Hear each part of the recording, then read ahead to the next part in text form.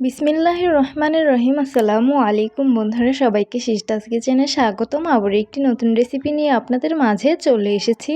আজকে আপনাদের বাসন্তী পোলাও তৈরি করে দেখাবো, তো সাথেই থাকুন। এইখানে আমি আধা কেজি চাল নিয়েছি। এখন এগুলোকে সুন্দর করে ধুয়ে ভিজিয়ে রাখবো। চুলায় একটি পাত্র বসিয়ে দিয়েছি, পরিমাণ মতন ঘি দিয়ে দিলাম, রেগুলার রান্নার তেল দিয়ে দিলাম, কাজু, পেস্তা, চীনা বাদাম আর কিশমিশ গুলো দিয়ে সামান্য পরিমাণ ভেজে নিয়েছি। কুচি করে রাখা পেঁয়াজগুলো দিয়ে সুন্দর করে বেরেস্তা ভেজে নিব।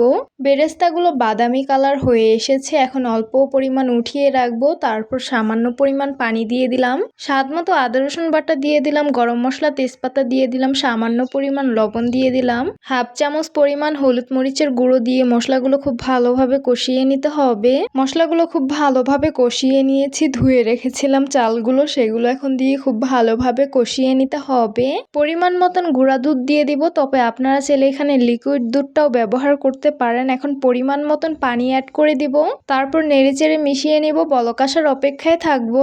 এই তো বলক চলে এসেছে, এখন একটু নেড়ে নিব। আস্ত কিছু কাঁচামরিচ দিয়ে দিব। পানিটা কিন্তু একদম শুকিয়ে গেছে, দেখতেই পারছেন। এখন আমি একটু দমে বসিয়ে রাখবো, তাহলে পানিটা আরো শুকিয়ে যাবে।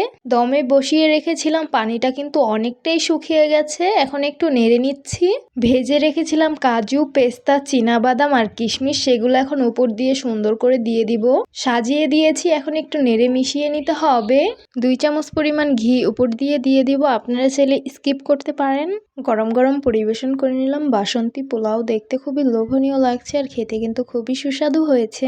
বাসন্তী পোলাও গরুর মাংস, খাসির মাংস, হাঁসের মাংস ভুনা দিয়েও অনেক বেশি ভালো লাগে খেতে। তো একদিন আপনারা অবশ্যই বাসায় বাসন্তী পোলাও রান্না করে খেয়ে দেখবেন। এটা খেতে অনেক বেশি মজাদার। পার্সোনালি আমার কাছে খেতে অনেক বেশি ভালো লেগেছে। তো আশা করছি আমার আজকের রেসিপি আপনাদের কাছে অনেক অনেক বেশি ভালো লাগবে। ভালো লেগে থাকলে আমার ইউটিউব চ্যানেলটি সাবস্ক্রাইব করবেন, আর যারা আমার ফেসবুক পেজ থেকে দেখছেন পেজটিকে ফলো করবেন।